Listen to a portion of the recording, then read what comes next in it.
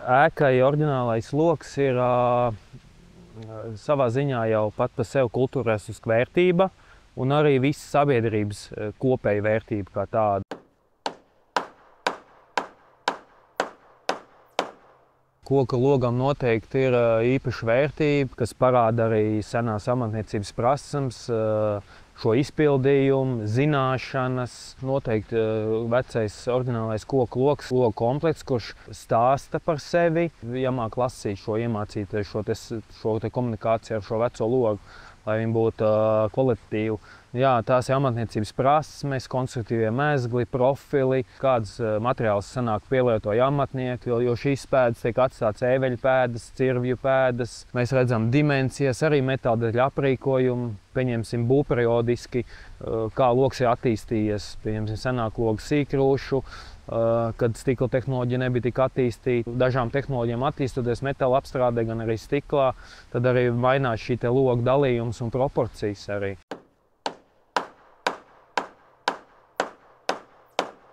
Mēs atrodamies baznīcas ielā pie ēkas Virspils kunga nama, un šeit ir saglabājies viens no vēsturiskajiem oriģinālajiem logiem. Un šeit mēs redzam šo te dalījumu. Ir klasicisma tipa loks, kurš būtībā visvairāk sastopams Kuldīgas vecpilsētā, tieši šis te loga tips, kur ir aplodā iestrādāts vidusstatnes šķērsis, sadalīts vērtnis ar spraišļiem, senais metāldetaļu aprīkojums, stūreņu un leņķveļu kāšu viras. Un vēl vidusstatnī iestrādāti ir slēģu mehānisma atspere. Logam klāt kā komplektam ir loga slēģi, kas ir Kuldīgā ļoti tipiski, un arī citās vecpilsētās Kuldīgā kā viens komplekts vesels pirmā stāva logiem. Baznīcas iela 32 vēsturiskā ēkai nav saglabājies neviens vēsturiskais loks, visi logi ir nomainīti pēc 20. gadsimta vidus. Šeit mēs arī redzam, ka katrai ēkai nav viens loga tips, bet daudz un dažādi loga tipi. Pirmā stāvā ir logi, kas vairāk izskatās pēc skatlogiem, kur ir publiskās telpas, ēdināšana bijusi vēsturiski. Un tā otrā stāvā ir dzīvokļi, kur šis loga tips ir visavādāks. Vidū logi ar 3 vērtniem, augšējais rāmis ieliekams.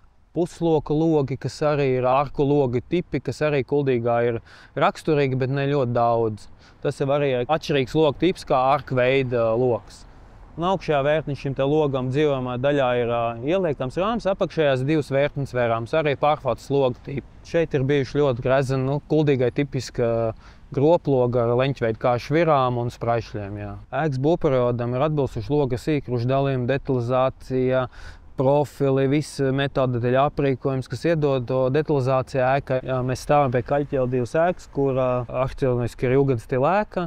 Un jūgenstila ēkām, šis atkal ir cits loga tips, atšķirīgāks. Un šeit mēs redzam, jūgenstila ēkām tipiski logiem apakšējās vērtnēs nav šis spraišļojums.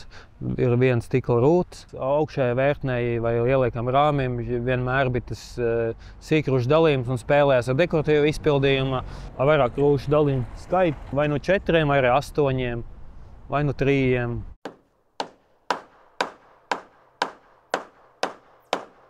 Kā atšķirt ēkas oriģinālo vēsturisko logu no ēkas sekundāri neatbilstošu logu?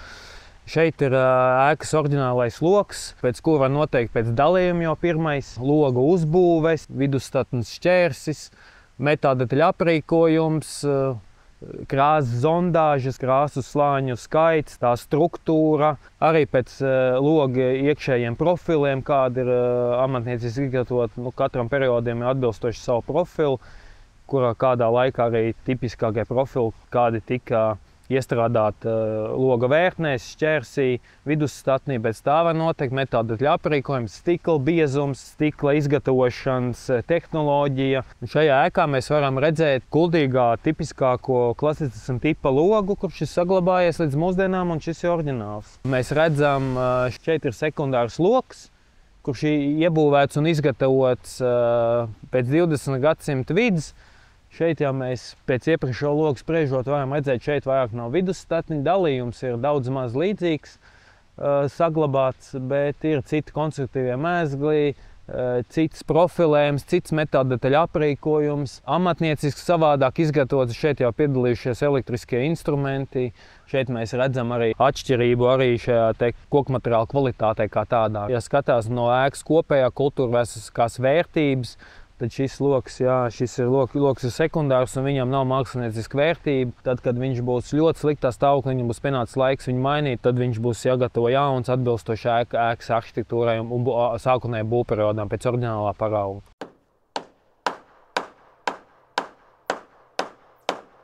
Stiklam ir ļoti liela nozīme, kas pats stikls jau pats par sevi arī stāsta šo te logu izgatavošanas periodu. Ļoti daudz stikls saka, kur ir pūstie stikli, vilktie stikli, viņam jau attēlā skatoties, ejot gar to logu, mainās skata leņķis uz to stiklu, viņš spēlējās tas attēls, kas atspīd te logā. Pieņemsim, ja ieliek mūsdienīgi jaunu stiklu, viņš ir tik gluds, ka viņš neveido šo to faktūras atspīdumu un to kustību. Vēl stiklam ir liela nozīme, kad loga rāmim, vērtnē, kur stiklo šo stiklu iekšā, amatnieks tajā laikā ir paredzējis stikla grobs dziļumu, tik cik viņš vajadzīgs 2 mm biezam stiklam.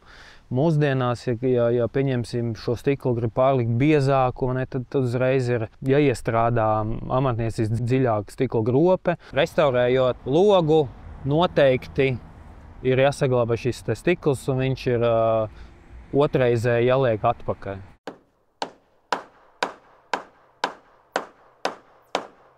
Ir divi paņēmieni, kā iestiklo stikla rūtī. Tā ir šī stikla līsta un ir linējas ķita, kur ir tradicionāli, kā senāk izmantoja. Sarežģītāk iestiklot ar koku līstu. Ja mēs to skatāmies uz to, ka šī līsta nav iegādājama veikalā, bet viņi arī jāizgatavo galvniecībā šādā formā, jāizgatavo kā tā, tad viņi jāiestrādā, jāpiezāģē šeit visi tie stūrīši, jāpienaglo, tad ir viss process, viss gruntēšana, krāsošana, tie procesi jāievēro, to dara linējas krāsām. Tā kā laika termiņā tas varētu būt pat ilgāk nekā loga ķiti. Loga ķite ir tas pluss, kad stikls rūtī ir iestrādāts hermētiski, ka šur linējas ķiti nav nekādas vaļējas spraugas vai plaisas, kur tik mitrumam iekšā. Logs, kad ir ķitē, logs nevibrē, ir labāka skaņas izolācija. Un lietus gadījumā, ja līst lietus, viņš trāp uz stikla, viņš tek lejā, viņš pa ķiti smuki notek lejā pa rāmi un nepūdēja šo te logu konstrukciju kopā.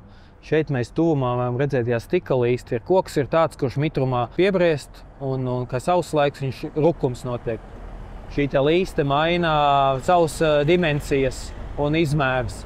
Un laika gaitā viņi atslāņojās no stikla, veidojās šeit augšpusē sprauga, kur mitrums tiek klāt. Tas mitrums tur krājās un stāv un pūdē kopā šo te rāmi apakšējo daļu. Stikla atslāņos, viņš arī skan, vibrē un šīs līstas ir jāmaina.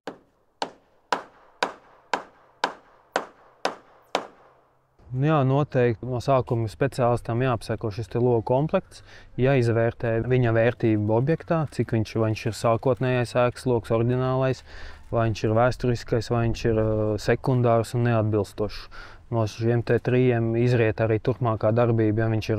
Ja viņš ir sākotnējs, tad jāizvērtē viņa kopējā bojājuma pakāpe. Restaurācijas praksē ir pieņēmums, ja viņš 30% vairāk ir bojājis, tad pieļaujams gatavot jaunu. Bet ja tas logs, pieņemsim, ir vienīgais ēkā vai ļoti unikāls, tad tā bojājuma pakāpe var būt vēl lielāka un viņam veic šos restaurācijas darbus. Tur jāvērtē katrai ēkai, katrs logs atsevišķi. Var izgatavot jaunu logu aplodu, saglabājot šo šķērskoku vidustatni, iestrādāt oriģinālo.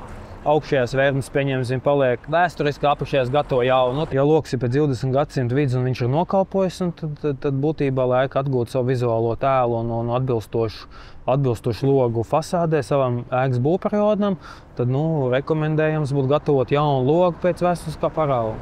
Mēs esam Policijas ielā 1, augšējā stāv logs, bēniņu logs. Tas ir ēkas oriģinālais logs sākotnējais. Šim logam šobrīd ir zudušas ārējās vērtnes. Augšējais stāvs savulaik ir ugunsgrēks bijis. Aplodes augšējais stūrī mēs redzam, kad ir deguna pēdas un loga apakšējā daļa ir stipri trupējusi. Tad šeit, ņemot vērā, kad vērtnes ir zudušas, aplodes augšējā daļa ir apdegusi un bojāt, un apakšējā daļa stipri bojāt, tad mums kopumā pamatmateriāla kopējie zudumi ir tik lieli, ka šeit gatavo jaunu logu, atbilstoši izpētēji, kādam viņam vajag būt aprīkojumu un dalījumu. Šeit gatavo jaunu. Šis ir tas piemērs. Jā, šis Baznīcas ielā 14. Šis logs ir ēkai oriģinālais logs, kurš saglabājas no ēkas sākotnējā būvperioda. Un šis logs, apsverot visus viņa kopējo stāvokli un viņu defektus, šis logs ir saglabājams un restaurējams. Primārie darbi būtu nenotrio krāsojuma attīrīšana, oriģinālo stikla izstiklošana un saglabāšana, bojāto vietu protezēšana. Mēs redzam, ka augšējā vērtnē sprājas ir deformējies un trupējis, viņa dimensija ir mazāka un viņam tā nespēja nav, kas uz stikla varētu noturēt tik, jo viņš ir trupējis. To ārējo daļu mēs protezējam. Noteikti šim te rāmim apakšējā daļa jāprotezē vai grope, kura jau ir notrupējusi. Trupes bojājumi, apakšējais balzums noteikti būtu jāprotezē. Tādas lietas, jā. Būtu jāsaved kārtībā, loga rāmja ģeometrija, jāsaved kārtībā vērtņu ģeometrijā, metāla detaļu restaurācija. Tad veicot visu šo te pilno restaurācijas gaitu, tad mēs gala rezultātā nonākt pie saglabāt logu.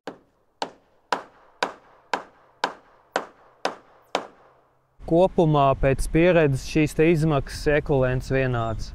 Cenas atšķirība nav krasa, jo darba procesā no restaurējam logu un izgatavojam jaunu. Tur tā darbība ir tāda, ka izgatavot jaunu logu, nav jāveic esošo krāsu attīrīšana, nav jāveic logu izstiklošana, nav jāveic metāla detaļu restaurācija, nav jāveic protezēšanas darba. Tad šīs pozīcijas aiziet jau izmaksās apmēram šo jaunu logu izgatavošanu, koku materiālu iegādi plus mīnus, ekvivalenti. Tad jau tas process pēc tam ir vienāds tāds pats kā restaurējuma logam. Viņu iestiklošana, gruntēšana, krāsošana, laikošana, metāla detaļu aprīkojums. Būtībā šīs izmaksas ekvivalenti vienādas.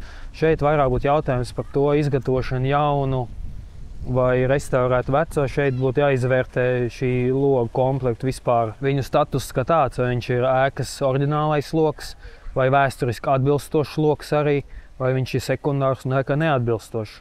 Šie kritēriji būtu, man liekas, jāņem pa primāro, un tad ir tas restaurē, nerestaurē. Jā.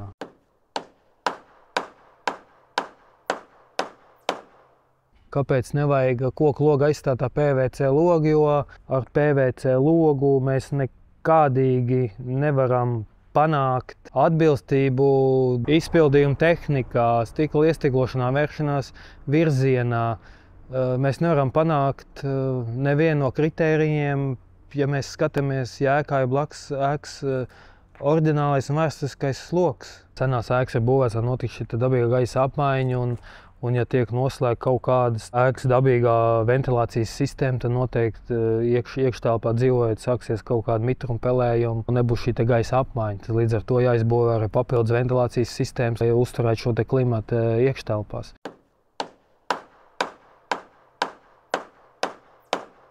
Stikla paketi jā, var izmantot. Viens ir atkarīgs, kāds ir status pilsētai, vai tas ir vēsturiskais pilsētas būvniecības piemineklis ir mantojuma sarakstā. Kāda ir vietējās pašvaldības apbūves noteikumi, ņemot kuldīgas status UNESCO kontekstā un izvērtējot arī, kādi ir šie te kuldīgas apbūves noteikumi vecpilsētā, tad stikla paketi nedrīkst šobrīd likt. Skatoties uz vēsturiskā ēku fasādu un vēsturisko logu dalījumu un konstruktīviem mezgliem vispārējo un salīdzinot ar stikla paketi, tad ir skaidrs tas, ka stikla paketi iestrādājot koka rāmī mainās konstruktīvie mezgli, spraišļa dimensijas, rāmja gabarīta izmēra, biezumi, platums. Šo stikla paketi stiklu nevar iestrādāt ar linējas ķiti. Dalījums ir saglabāts uz to tipu, kas kuldīgā vēsturiski ir tipoloģiski raksturīgs. Rūšu skaita ziņā un dalījumā viņš ir ievērots, bet šeit mēs redzam, ka šeit piedurlīste ir plata bez profiliem, kas nav atbilstoši, kā jābūt.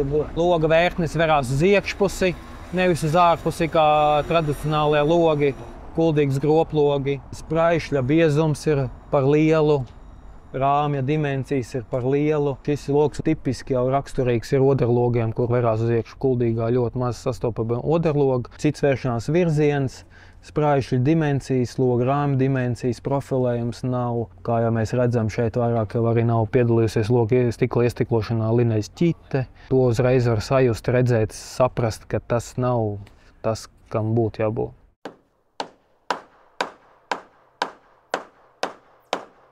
Primārais būtu logu izgatavotāja amatnieka spējas, izpratnē, sapratne un izgatavo logu, kāds viņš ir izstrādāts kā dokumentācijā.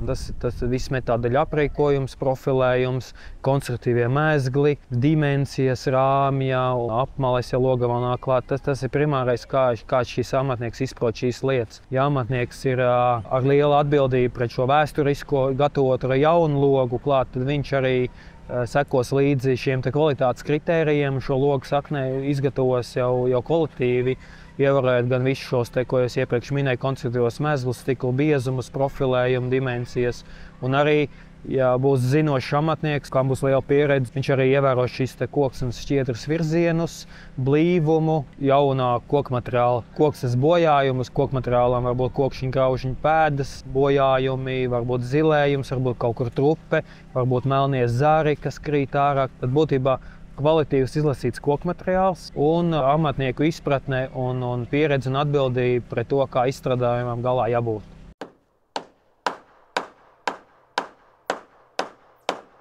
Kad ir jāuzsāk atkārtot logu uzturēšanu, apkop, tas viss izriet no tā, kurā fasādes daļā vai kuru debesu pusēm atrodas šis loks fasādē.